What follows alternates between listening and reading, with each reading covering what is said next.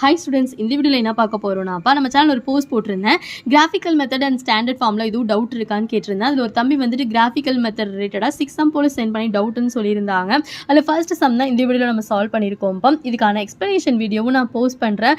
ஆனால் சில students feel பண்ணலாம், மேம் நிறைய சம் கிராஃபிக்கல் மெத்தட் ரிலேட்டடாக நம்மளோட சேனலில் இருக்குது, ஆனால் எனக்கு இந்த சம்மில் வந்து ஏதாச்சும் ஒரு இடத்துல மட்டும் தான் டவுட் இருக்குது அப்படின்னு நினைக்கிறவங்களுக்கு இந்த சால்ஸ் ரொம்பவே யூஸ்ஃபுல்லாக இருக்கும்ப்பா.